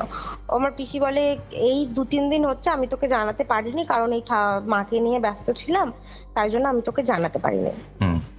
এবার আমার বাপি বলে ঠিক আছে আমি গিয়ে তাহলে আমি মাকে নিয়ে আসবো। তখন আমার পিসি বলে যে কি, মানে আমার পিসি আমার বাপিকে বলে যে কোনো ব্যাপার না, মা আছে তো কি হয়েছে, মা থাকুক কদিন, কোনো অসুবিধা নেই। তখন বাপি বলে যে না না আর থাকতে হবে না, অনেকদিন হয়ে গেছে, আমি মাকে এখানে নিয়ে এসে ট্রিটমেন্ট করাবো। আর আমার পিসির বাড়ি তো মানে আমার পিসির বাড়ি হচ্ছে 3 তলা ঘর, ঠিক আছে। এবার আমার পিসির যেহেতু 3 তলা ঘর, তো ওপরের ঘরগুলো না প্রচন্ড গরম, নিচের ঘরটাও গরম। তো মার্চ মাসে তখনও, যদিও বা মার্চ মাসে তখনও অতটা গরম পড়েনি, তখন একটু ঠান্ডার ভাবটা ছিল, কিন্তু আমার পিসির বাড়ি যেখানটা সেখান থেকে না মানে হসপিটাল বলো যে কোনো ডাক্তার বলো যেতে অনেকটা টাইম লাগে, কিন্তু আমার এমার্জেন্সি হলে প্রবলেম হয়ে যাবে। হ্যাঁ এমার্জেন্সি হলে প্রচন্ড প্রবলেম হয়ে যাবে, হয়তো মানুষটাকে নিয়ে যেতে যেতেই মানুষটা হয়তো আরো অসুস্থ হয়ে যাবে, এরকম ব্যাপার। তো আমার বাপি বলে আমি নিয়ে আসবো, তো বলে আমার বাপি কি হয় ওই দিনই সন্ধ্যেবেলা গিয়ে আমার ঠাম্মাকে, না ওই দিন মানে যেদিন এই ঘটনাটা ঘটেছে সেদিন তো রাত্রিবেলা করলো, তার পরের দিনের কথা বলছি, তার পরের দিন সন্ধ্যেবেলা গিয়ে আমার বাপি আমার ঠাম্মাকে নিয়ে আসে। নিয়ে আসার পরে আমার ঠাম্মাকে যখন ঘরে নিয়ে এসছে, আমার ঠাম্মা ঘরে এসছে, ঘরে এসে আমার ঠাম্মা যখন ঘরে এসছে আমার দেখছি যে ঠাম্মা না মানে আমার ঠাম্মার কিন্তু স্বাস্থ্য খুব ভালো ছিল, ঠিক আছে, চেহারা স্বাস্থ্য খুব ভালো ছিল, মানে অত বয়স হয়ে গেছে আমার ঠাম্মা। আর তখন আমি যেই সময়ের কথা বলছি আমার ঠাম্মার তখন বয়স হবে হচ্ছে তোমার 90 কি 91 এরকম বয়স হবে, অনেক বছর হয়ে গেছিল, অনেক বয়স হয়ে গেছিল। তো ওই 90-91 বছর বয়সেও আমার ঠাম্মার চেহারা স্বাস্থ্য খুব ভালো ছিল। তো আমার ঠাম্মাকে যখন বাড়ি নিয়ে আসে, আমার ঠাম্মা পুরো ছিমছিমে চেহারা হয়ে গেছে, রোগা হয়ে গেছে, গলার কণ্ঠি বেরিয়ে গেছে, চোখের তলায় কালি পড়ে গেছে, কিরকম একটা হয়ে গেছে, মানে শুকিয়ে গেছে পুরো ভিতর থেকে। তো এবারে আমার বাপি এখানে এনে মানে এখানে আনার আগেই মানে পিসির বাড়ি থেকে আসার পথে ঠাম্মাকে ডাক্তার দেখিয়ে এনেছে। তো ডাক্তারকে রিপোর্ট গুলো যেগুলো করা হয়েছিল আমার পিসির বাড়ি থেকে, রিপোর্ট দেখানোর পর ডাক্তার বলে রিপোর্ট তো নর্মাল আছে, তাও আমি 2-1টা ব্লাড টেস্ট দিচ্ছি, আপনি একবার টেস্ট করিয়ে নিন, দেখুন যদি কোনো আবার এখন তো এরকম কোভিড এর সিচুয়েশন চলছে, এখন জানি না কি হতে পারে, তো আপনি একবার টেস্টটা আরেকবার করিয়ে নিন। এই কথাটা বলছি হচ্ছে এটা তোমার 15 তারিখের ঘটনা বলছি, মার্চের 15 তারিখ, 15 মার্চের কথা বলছি এটা আমি। তো 15 মার্চ আমার ঠাম্মা ঘরে আসে, ঘরে আসার পরে একটু অসুস্থ ছিল। এবার 15 মার্চ নর্মাল যায়, কিছু হয়নি, ঘরে কোনো প্যারানর্মাল কিছুই ঘটেনি, না আমার সাথে না ঠাম্মার সাথে, কারোর সাথে কিছু ঘটেনি। 16 মার্চে আমার ঠাম্মা সকাল থেকে পুরোপুরি বলতে পারো সুস্থ, মানে যেই অবস্থায় ঘরে এসেছিল সেই অবস্থার কিছুই আর দেখতে পাচ্ছি না, পুরোপুরি বলতে পারো সুস্থ, মানে খাওয়া দাওয়া ঠিকঠাক করছে, সবকিছু ঠিকঠাক, হাঁটা চলা ঠিকঠাক করছে, কোনো জ্বর নেই শরীরে, গা গরম নেই, নর্মাল টেম্পারেচার, সবকিছু ঠিকঠাক আছে। এবারে তোমার 16 মার্চ তো গেল, 16 মার্চের রাত্রিবেলার কথা বলছি, মানে 12টার পর থেকে তো নেক্সট ডে পড়ে যায়। তো 12টার পর এবার সেদিনের রাত্রিবেলা কি হয়, 16 মার্চে 10টা 10:30 বাজে, আমরা ডিনার করছি, ডিনার করার পরে এবার ঠাম্মা কি হয়েছে ডিনার ফিনার করেছে, ডিনার করে এবার ঠাম্মা বলে যে আমি একটু ছাদে যাই, গিয়ে দেখি পটাশটা কি করছে, মানে পটাশ মানে হচ্ছে আমার যে খরগোশটার কথা বললাম ওটা, তো ছেলেটা তো মারা গেছে, মেয়েটা তখনও ছিল। তো আমার ঠাম্মা বলে যে একটু ছাদে যাই, গিয়ে দেখি পটাশটা কি করছে, তো ওদেরকে খেতেও দিতে যেতে হবে। তো ঠাম্মাই বলে যে আমি দিয়ে আসছি, দিয়ে আমাকে খাবারটা দিয়ে আমি দিয়ে আসছি, আর আমি দেখে আসছি ওরা কি করছে। তো ঠাম্মাই খাবার নিয়ে যায়, নিয়ে গিয়ে দিতে যায়।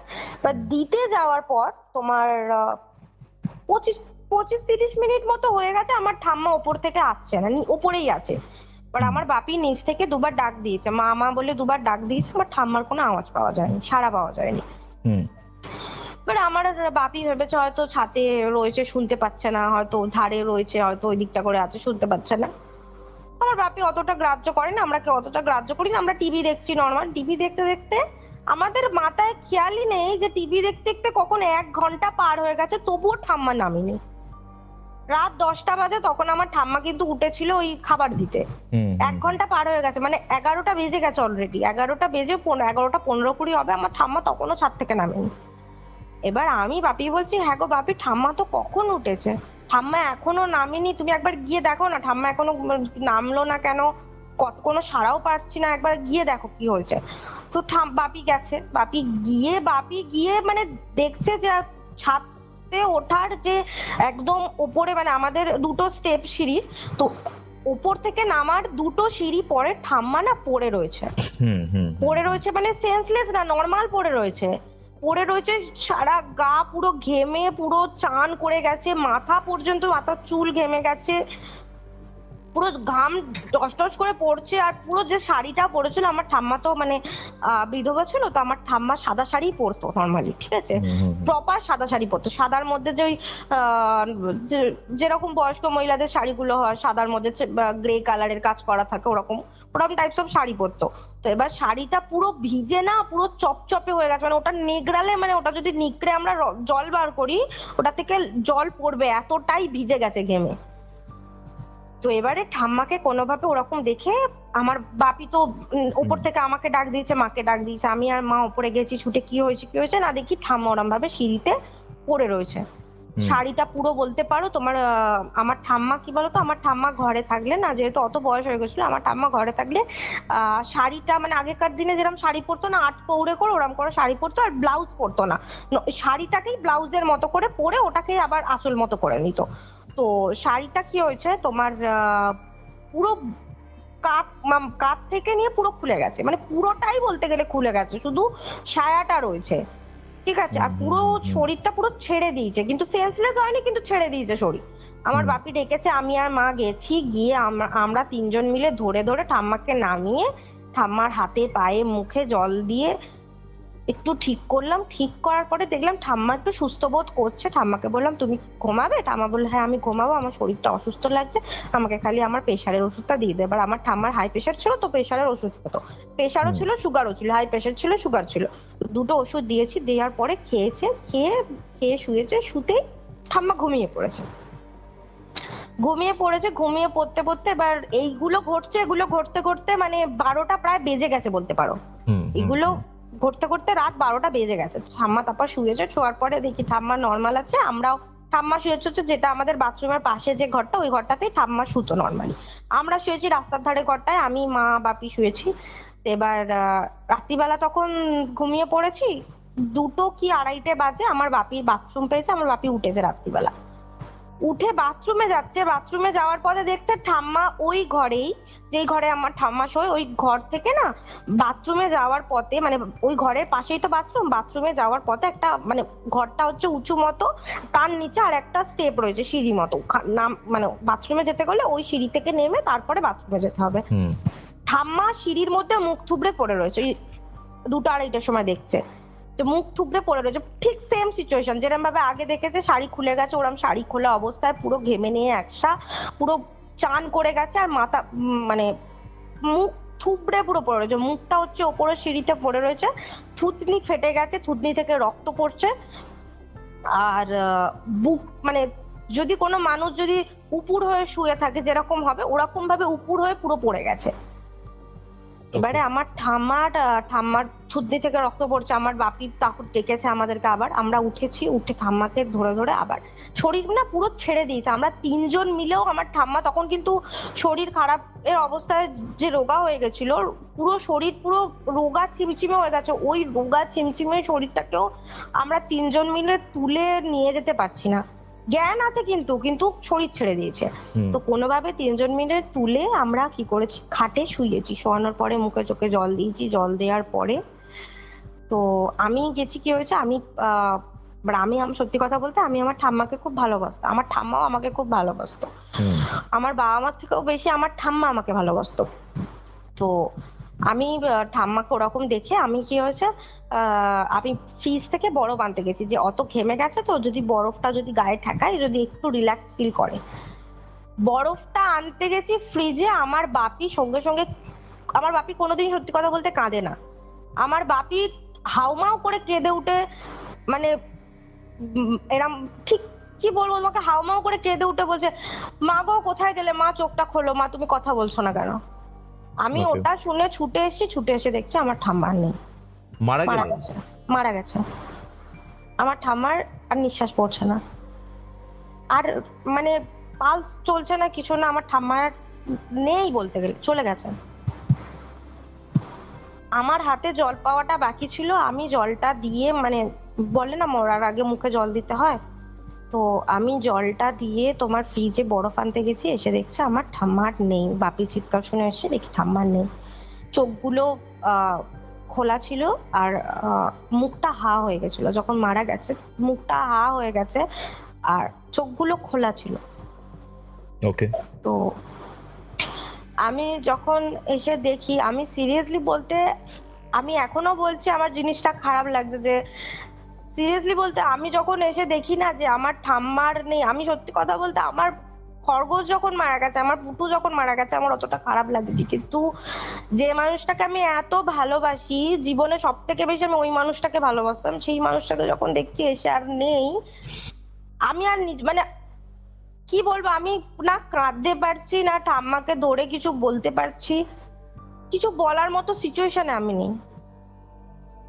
বুঝতে পারছি।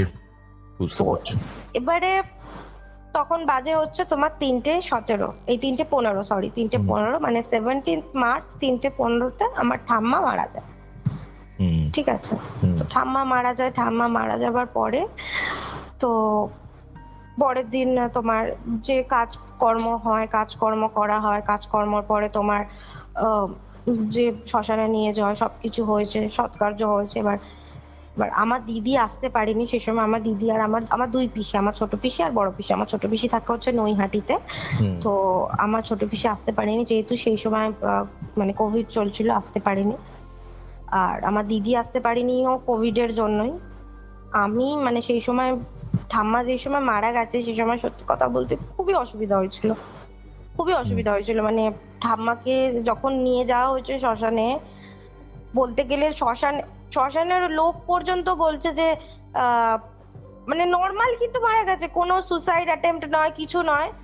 বলছে যে যতক্ষণ না পুলিশ আসবে, যতক্ষণ না বডি আইডেন্টিফাই করবে, ততক্ষণ আমরা বডি হাত দিতে পারবো না, আমরা চুল্লিতে ঢোকাতে পারবো না, এরকম বলা হয়েছে। দেহের কন্ডিশন দেখে এরকম বলছে?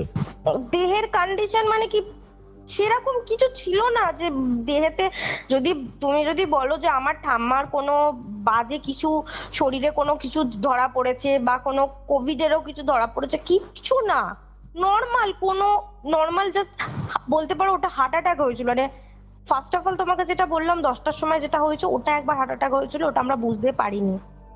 ঠিক আছে, কারণ যখন রিপোর্ট বেরোয় না, মানে পোস্টমর্টেম রিপোর্টটা বেরিয়েছে, পোস্টমর্টেম রিপোর্টে ওটা ধরা পড়েছে যে দুবার হার্ট অ্যাটাক হয়েছে, সেকেন্ড বার হার্ট অ্যাটাকে। এটা বুঝতে পারছি যে এই যে ব্যাপার স্যাপারগুলো ঘটছিল বা তোমাদের উপর কেউ কিছু করেছিল, হ্যাঁ, তার জন্য তোমার ঠাম্মা হয়তো চলে গেলেন। তার জন্য শুধু আমার ঠাম্মা না, তার জন্য আমার পেটটাও চলে গেছে। ডেফিনেটলি। বেসিক্যালি এই যে মহিলাকে তুমি দেখতে পাচ্ছিলে, যার পোড়া মুখ এবং সে বারবার তাচ্ছিল্যের হাসি হাসছিল তোমাকে দেখে, আর আমার দিদি যাকে দেখতে পেয়েছিল, আই ডোন্ট নো, আমি জানি না ওটা কে ছিল। তোমার কি মনে হয় তোমার উপর যে এই যে কালা জাদুটা করেছিল তোমার বন্ধু, তার সাথে একটা লিংক রয়েছে? হ্যাঁ, এক্স্যাক্টলি, সেই সবটা করেছিল। ইভেন শুধু সে নয়, তার পিছনে আরেকজনেরও হাত ছিল, সেটা আমি তোমাকে বলছি, আস্তে আস্তে বলছি, এখন বললে তুমি ধরতে পারবে না, বলছি আমি। তো আমি যখন আমার ঠাম্মাকে, তখন ওরকম সবকিছু সৎকার্য হয়ে যায়, তোমাকে বললে তুমি বিশ্বাস করবে কি জানি না, 21 মার্চ থেকে লকডাউন তো স্টার্ট হয়। ফার্স্ট অফ অল আমার ঠাম্মা মরে যাওয়ার পর থেকে আমরা আমাদের ঘরে থাকতে পারতাম না। কেন থাকতে পারতাম না? মানে হচ্ছে সবসময় একটা প্রেজেন্স ফিল হতো, মানে ঠাম্মার প্রেজেন্স না, মানে ঠাম্মা চলে গেছে, ঠাম্মার প্রেজেন্স। আমার ঠাম্মা যে মারা গেছে, আমার ঠাম্মার কিন্তু দোষ পেয়েছিল, আমার ঠাম্মা দুটো দোষ পেয়েছিল। তো আমার সবসময় এটা ফিল করতাম যে কেউ একজন রয়েছে যারা আমাদের ফ্যামিলিটাকে গাইড করছে, মানে বাঁচানোর চেষ্টা করছে। আচ্ছা, কেউ একজন রয়েছে যারা আমার ফ্যামিলির ক্ষতি চাইছে। তো জানি না, হয়তো যে বাঁচানোর চেষ্টা করছিল সে হয়তো আমার ঠাম্মাই ছিল, আর যে ক্ষতি করছিল সে হয়তো আমার যে বান্ধবী ব্ল্যাক ম্যাজিক করেছিল, যার কথা তোমাকে বলেছিলাম, সেই হয়তো করছিল। আর এতগুলো ঘটনা যে আমি তোমাকে পরপর বললাম, এতগুলো ঘটনা যে এতদিন ধরে আমাদের সাথে ঘটছে, এতগুলো দিন আমার বান্ধবীর সাথে কোনো কন্ট্যাক্টই নেই, ও না আমাকে কল করেছে, না কোনো মেসেজ করেছে, না আমার বাড়ি এসেছে, কোনো লিংক আপ নেই আমার সাথে, ওর কোনো খবরই নেই। জানতে পেরেছিলে যে তোমার বান্ধবী করেছে ততদিন? সেই মোমেন্টে জানতে পারিনি, যেই মোমেন্টের কথা বলছি সেই মোমেন্টে আমি জানতে পারিনি। বাট আমাকে যখন ঠাম্মা ওই তান্ত্রিকের কাছে নিয়ে গেছিলেন, ওই তান্ত্রিকের কাছে নিয়ে যেতে তান্ত্রিক আমাদেরকে একটুখানি বলেছিলেন যে যে কেউ একজন আমাদের ফ্যামিলির ওপর প্রেত চালান করেছেন, কিন্তু যে করেছে সে একজন মহিলা, আনম্যারিড মহিলা, ঠিক আছে, একটুখানি বলেছিলেন। কারণ ওনারা না পুরো বৈশিষ্ট্য দেন না, মানে তার নাম বলো পুরো বৈশিষ্ট্য বলো দেন না ওনারা, যে কোনো তান্ত্রিকই বলো পুরো বৈশিষ্ট্য ওনারা দিতে চান না। হ্যাঁ, তারপর কি হয়? তারপরে তোমার তোমাকে আমি যেটুখানি বললাম সেটাই তো, আমাদের ওই তান্ত্রিক তো ওটা বলেছিলেনই, তো যেটা উনি ফার্স্ট অফ অল তো ওটা উনি বলেছিলেনই। তারপরে যখন আমার ঠাম্মা মারা যায়, পরপর এত কিছু ঘটতে থাকে, তারপরে আবার আমার মা আমার বাবা আমরা তিনজন মিলে সবকিছু, সত্যি কথা বলতে যেটা তোমাকে মেইন পয়েন্ট বলা হয়নি, আমার ঠাম্মার কিন্তু শ্রাদ্ধর কাজ আমরা করতে পারিনি ওই কোভিড পরিস্থিতির জন্য। কোভিড পরিস্থিতির জন্য না, আমরা ঘরেই থাকতে পারিনি ওই মোমেন্টে, আমরা ঘরেই ছিলাম না, আমরা আমাদের মামার বাড়ি গিয়েছিলাম, আমার বাপি আমার মা আমরা তিনজন আমাদের মামার বাড়ি গিয়েছিলাম। কেন ঘরে থাকতে পারতাম না? মানে হচ্ছে সব সময় একটা প্রেজেন্স ফিল হতো, মানে মনে হতো যেন একটা সময় শুধু আমার মনে হতো কেউ একটা আছে দেখছে না, ক্ষতি করতে চাইছে, আমাদেরকে গিলে খেতে চাইছে, এরকম ফিল হতো।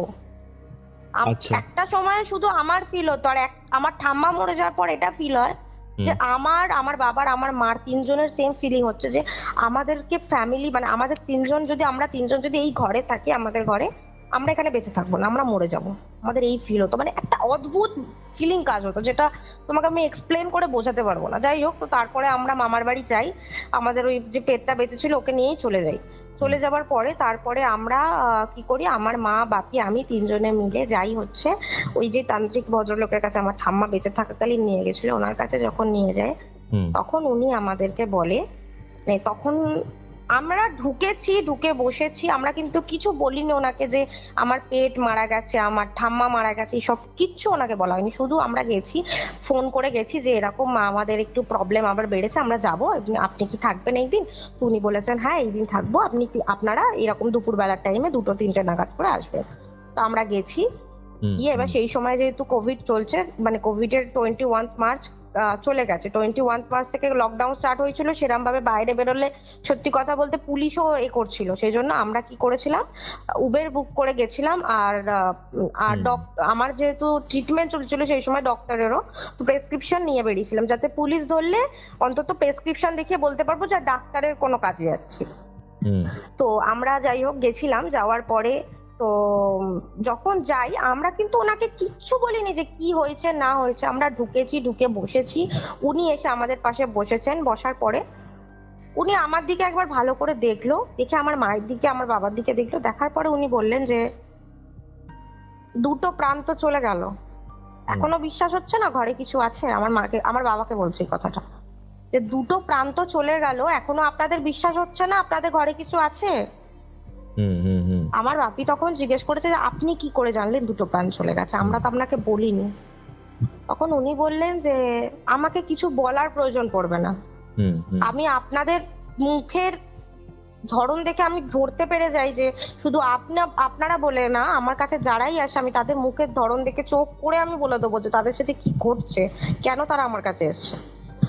তো ওনাকে আমার বাবা মা জিজ্ঞেস করেন যে কেন এগুলো হচ্ছে, মানে আমার বাপি সেই মোমেন্টে না কেঁদে ফেলেছে, যে যেহেতু মাকে হারিয়েছে সেজন্য কেঁদে ফেলেছে, যে কেন হচ্ছে কি জন্য হচ্ছে জিজ্ঞেস করে। তখন উনি বলেন যে যখন আপনার মা এসেছিলেন আপনার মেয়েকে নিয়ে, তখন আমি বলেছিলাম যে একজন মহিলার এটা কাজ, কিন্তু আমি এখন আপনাকে যেটা বলছি সেটা আপনার, জানি না আপনি বিশ্বাস করবেন কিনা, তাও আমি বলছি যে আপনার ঘরে যেটা রয়েছে সেটা সাংঘাতিক কিছু একটা জিনিস, যেটা একটা নেই দুটো রয়েছে। আচ্ছা, ইভেন আপাত মুহূর্তে আপনার ঘরে এখন যেগুলো রয়েছে সেগুলো 3টে রয়েছে, যে দুটো রয়েছে সেই দুটো আপনাদের সবার ফ্যামিলির ক্ষতি করতে চায়। আপনার ক্ষতি মানে হচ্ছে আপনার ফ্যামিলির সবাইকে ওরা নিয়ে চলে যাবে, মানে আপনি আপনার মেরে ফেলবে, 3জনকেই নিয়ে চলে যাবে। আর আরেকজন রয়েছে যে আপনার ফ্যামিলিকে প্রোটেক্ট করছে, যে আপনার ফ্যামিলিকে বাঁচানোর চেষ্টা করছে, সেটা হচ্ছে আপনার মা। মানে যিনি মারা গেছেন, মানে আমার ঠাম্মার কথা বলছি। তারপরে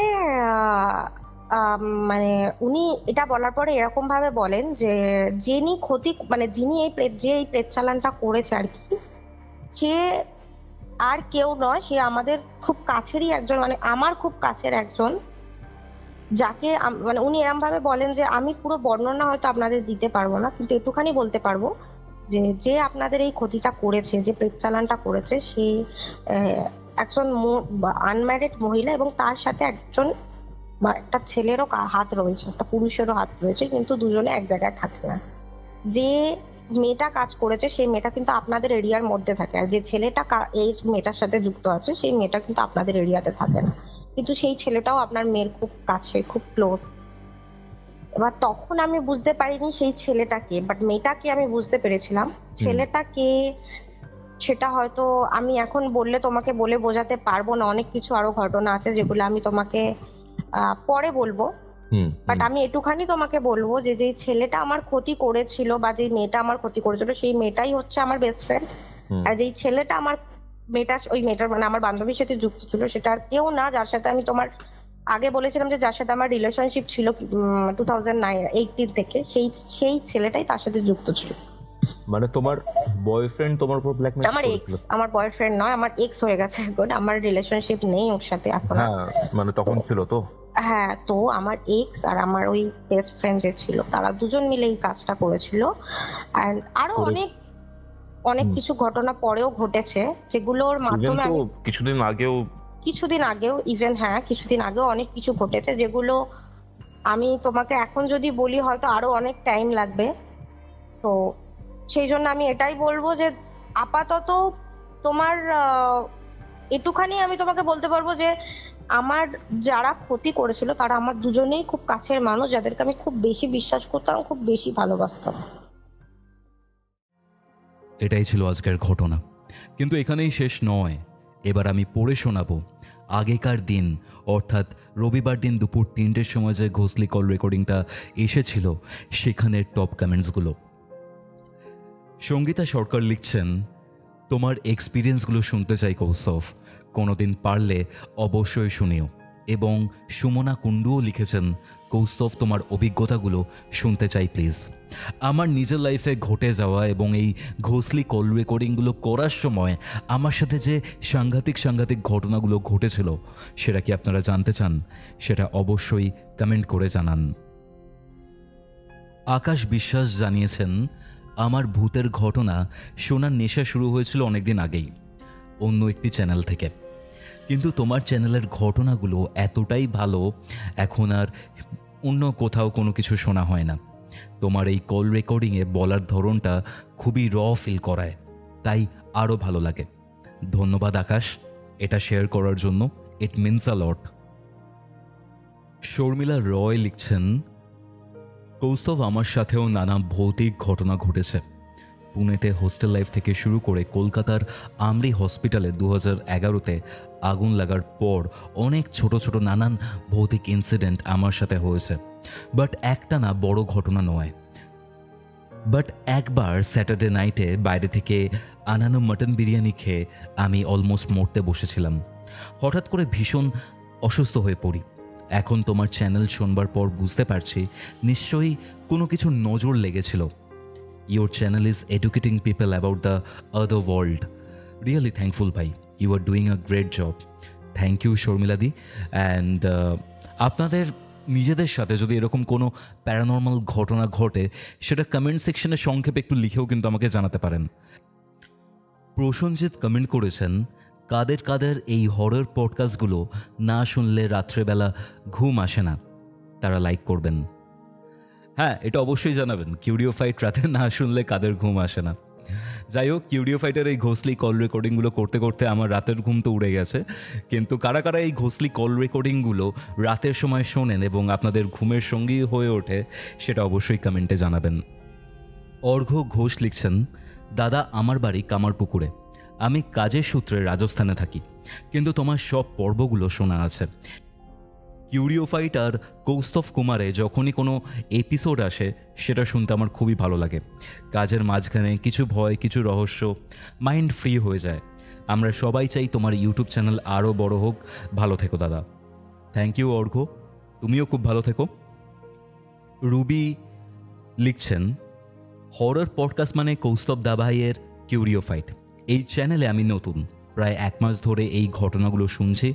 আমি হচ্ছি প্রচণ্ড ভীতু, তবুও কিউরিওফাইটের পডকাস্ট আমাকে শুনতেই হবে। সবশেষে হনুমান চালিসা না শুনলে ঘুম আসে না। আমার লাইফে এখন বেস্ট হরর বলতে গেলে শুধুমাত্র কিউরিওফাইট। ধন্যবাদ রুবি। এবং হ্যাঁ, কারা কারা কিউরিওফাইট চ্যানেলে নতুন তারা কিন্তু অবশ্যই কমেন্ট করে জানান। এবং হ্যাঁ, এটাও জানান যে আপনার কিউরিওফাইট শোনা কিভাবে শুরু হয়। তাহলে চলুন আজ এই পর্যন্তই। দেখা হচ্ছে রবিবার দিন দুপুর ঠিক 3টের সময় এরকমই একটা মারাত্মক ঘোষলি কল রেকর্ডিংয়ে। ততক্ষণ অবধি আমার দ্বিতীয় চ্যানেলে যে ক্রাইমের পডকাস্টে এসেছে সেটা অবশ্যই শুনে জানান আপনার কেমন লাগলো।